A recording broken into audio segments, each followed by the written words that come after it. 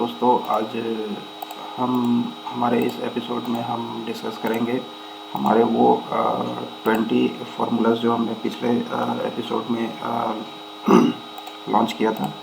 तो आज हम प्रैक्टिकली बात करेंगे उन फार्मूलाज के बारे में। तो let's come to the topic. Before आप जाने से पहले आप प्लीज़ इस चैनल को लाइक और सब्सक्राइब करें और अपने कमेंट्स हमें ज़रूर से ज़रूर शेयर करें। तो चलते हैं हमारे इस टॉपिक पे। तो जैसा कि हमने पिछले एपिसोड में डिस्कस करा था, हमारी जो 20 आइटम्स थे, जो 20 फार्मूलाज हमने मेंशन करा था, हम उसे आज प्रैक्टिकली देखेंगे वो किस तरीके से किया जाता है। ठीक है, तो हमारे इस शीट पे लेफ्ट हैंड साइड पे वो सारे फार्मूलाज हैं और राइट हैंड साइड पे कुछ रॉ डेटाज हैं जहाँ पे हम उस फार्मूला को इम्प्लीमेंट करेंगे और उसके वैल्यूज़ को फिगर आउट करेंगे। ठीक है, तो हमारे ये जो कॉलम्स है ये हमारे रॉ डेटा के हैं, जहाँ पे हमने कुछ रॉ डेटाज ले रखे हैं और उसके अकॉर्डिंगली हम फिर उस पर फार्मूला इम्प्लीमेंट करके देखेंगे कि वो वैल्यूज़ किस तरीके से हम फाइंड आउट कर सकते हैं। तो फर्स्ट वन इज़ सम। सम क्या करता है कि ये किसी पर्टिकुलर रेंज के वैल्यू को सम करता है, ऐड करता है, वो हमें डिस्प्ले करता है। तो सपोज दैट ये एक स्टूडेंट की इंफॉर्मेशन है जहाँ पे ये इसके मार्क्स दे रखे हैं और बाकी के इसके डिटेल्स दे रखे हैं। तो लेट सपोज अगर मुझे सम इस रेंज पे करना है, यानी कि O4 टू S4, ये इसके सब्जेक्ट्स की सम करना है, तो हम यहाँ पे करेंगे equal to sum bracket and ये रेंज हम इसे यहाँ पे सेलेक्ट कर देंगे। ठीक है, और जैसे ही इंटर करेंगे ये हमें सम पूरी सम की वैल्यू दे देगा। Next is minimum. तो मिनिमम क्या करता है, किसी पर्टिकुलर रेंज में जो भी मिनिमम वैल्यू होते हैं उसे वो डिस्प्ले करता है।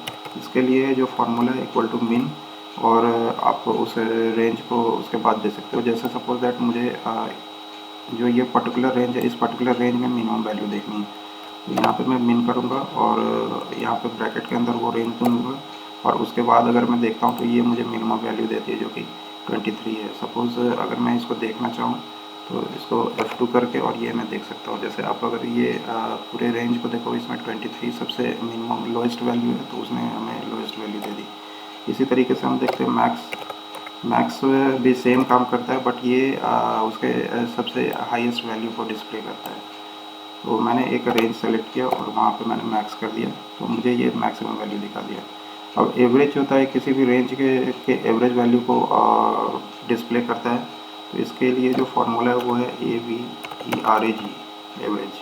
ठीक है, और ये मैं इसकी वैल्यू दूंगा, यहाँ से ये रेंज सेलेक्ट करूँगा और ये इसकी वैल्यू हमें यहाँ पर डिस्प्ले कर देगा। ठीक है, अब नेक्स्ट फार्मूला है हमारा काउंट। तो ये हमें एक काउंट किसी भी कॉलम का या फिर किसी रो के सेल नंबर्स का, सेल पे जो वैल्यूज है उसकी काउंट देता है। जैसे सपोज दैट मुझे इसके हिंदी के मार्क्स का टोटल काउंट चाहिए कि कितने स्टूडेंट्स हैं जो कि इस बार के एग्ज़ाम्स में अपेयर हुए हैं और उनकी हिंदी का मार्क्स के काउंट्स क्या हैं। तो यहाँ पे जैसे मैं करूँगा इक्वल टू काउंट, सेलेक्ट करूँगा वो कॉलम और इसको ब्रैकेट को क्लोज कर दूँगा। तो ये जो हमें काउंट दिखा रहा है 84 दिखा रहा है। अगर सपोज दैट यहाँ पे मैं देखूँ तो यहाँ पे भी जो काउंट की वैल्यूज़ है ये 85 आ रही है, इंक्लूडिंग एक हेडर एक एक्स्ट्रा है, बट ये काउंट जो हमारा 84 है। तो ये हमारा काउंट उस कॉलम की काउंट दिखा दिया। ठीक है, नेक्स्ट है हमारी सीलिंग। तो सीलिंग क्या करता है कि हमें एक एग्जैक्ट कोई भी, हमारे पास अगर एक डेसिमल वैल्यू है तो उसके फर्स्ट नंबर का एग्जैक्ट फर्स्ट नंबर के अप्रॉक्स का वैल्यू दिखाता है। जैसे यहाँ पे एक नंबर आ रही है 12.73, तो इसकी मुझे सीलिंग वैल्यू देखनी है। तो मैं इसको करूँगा इक्वल टू सीलिंग, ये नंबर मैं सेलेक्ट करूँगा, कॉमा 1, और इसको कॉमा 1, कॉमा 1।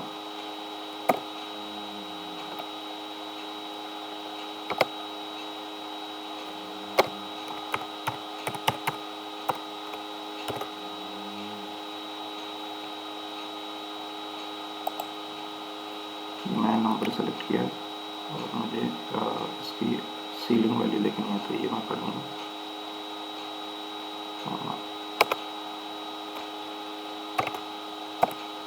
तो ये मुझे इसकी सीलिंग की वैल्यूज़ दिखा रहा है, ठीक है।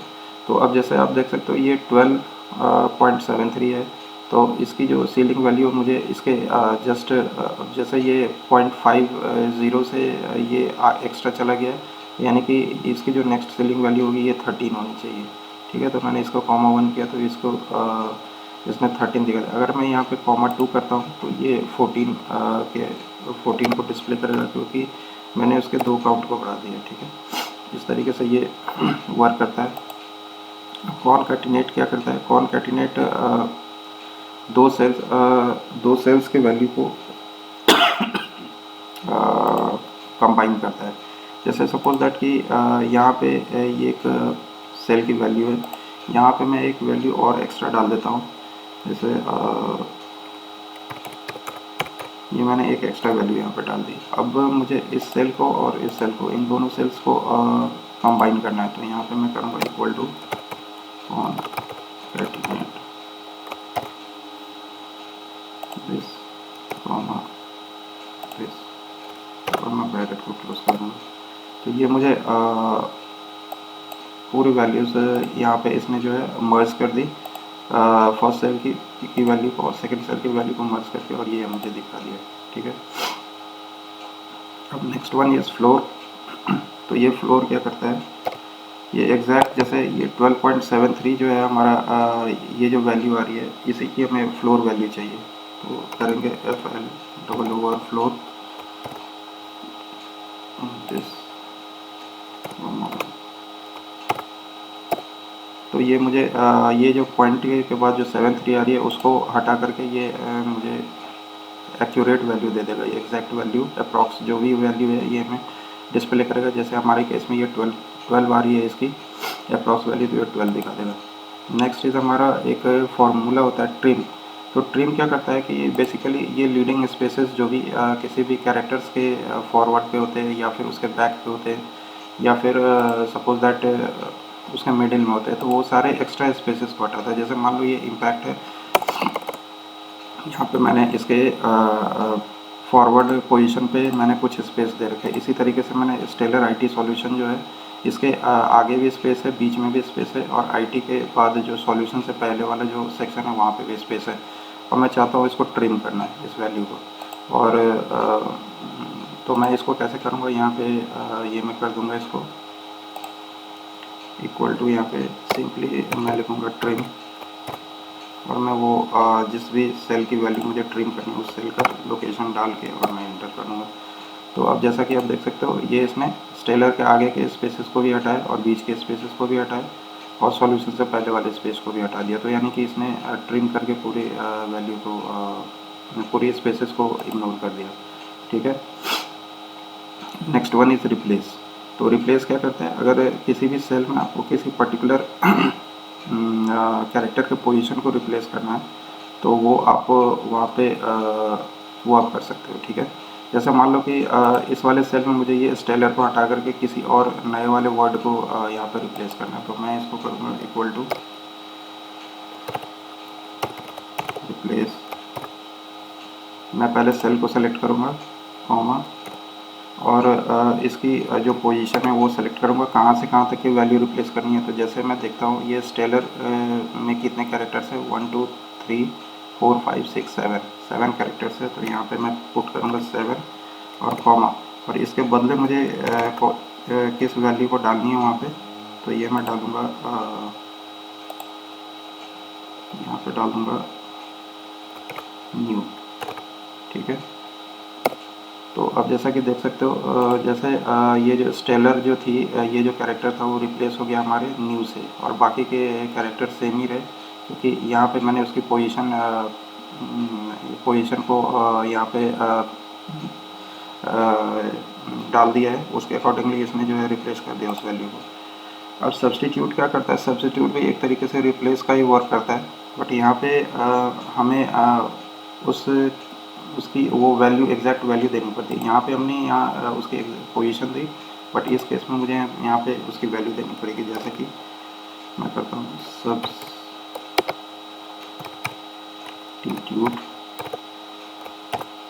ठीक है। अभी यहाँ पे मुझे सपोज दैट इस वाले सेल में मुझे मेक के बदले कुछ और वैल्यू डालनी है। जैसे सपोज दैट कि मुझे सब्स्टिट्यूट किसको करना है, मेक, और उसके बदले मुझे डालनी है न्यू वैल्यू, ठीक।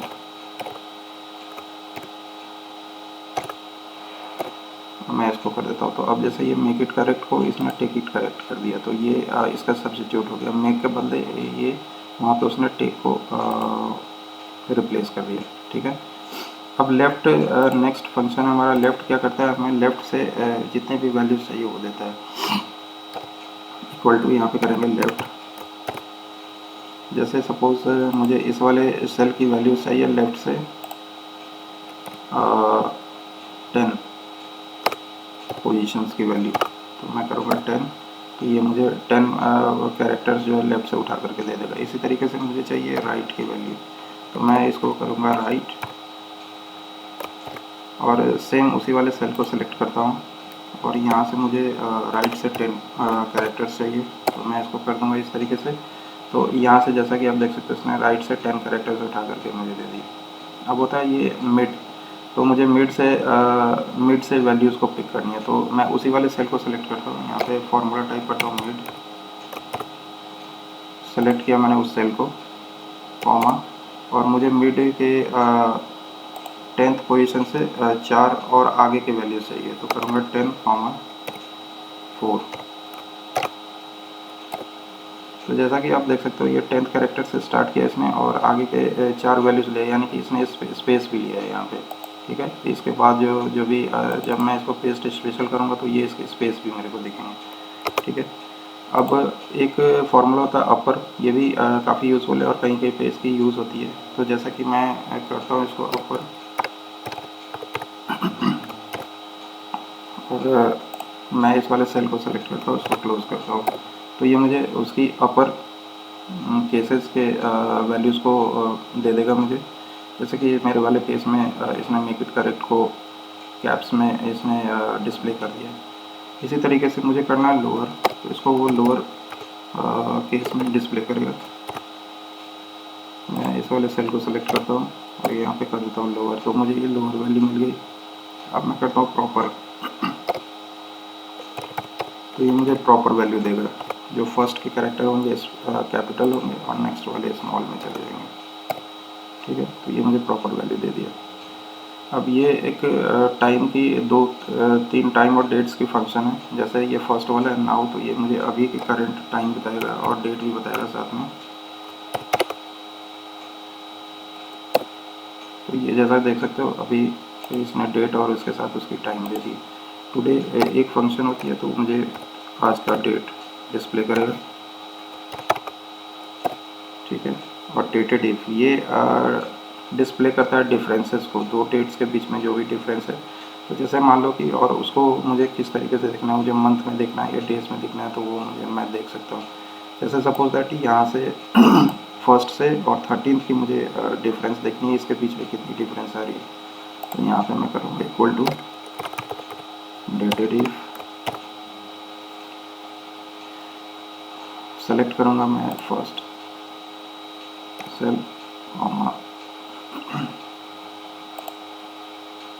सेकेंड सेल, और कॉमा मुझे देखनी है डेज में, तो मैं डी कर दूँगा। तो जैसे कि देख सकते हो आप फर्स्ट से 12 के बीच में जो भी डेट की डिफरेंस थी, यानी कि 11 डेज़ की डिफरेंस हुई है, ये इस तरीके से मुझे डिफरेंस डिस्प्ले करिए। तो फ्रेंड्स ये था हमारी आज की वो प्रैक्टिकल सेशन जहाँ पे हमने डिस्कस करा ये सारी सिनेरियोज़ जो हमारे 20 फार्मूलाज की है, उसको हमने प्रैक्टिकली देखा हम किस तरीके से उसे अपने इम्प्लीमेंट कर सकते हैं अपने एक्सेल्स के अंदर। होप आपको आज की ये एपिसोड इंटरेस्टिंग लगी होगी। तो इसी तरीके के इंटरेस्टिंग एपिसोड्स के लिए लाइक, शेयर और सब्सक्राइब करें हमारे चैनल को। तो तब तक के लिए धन्यवाद। Thank you so much. Bye.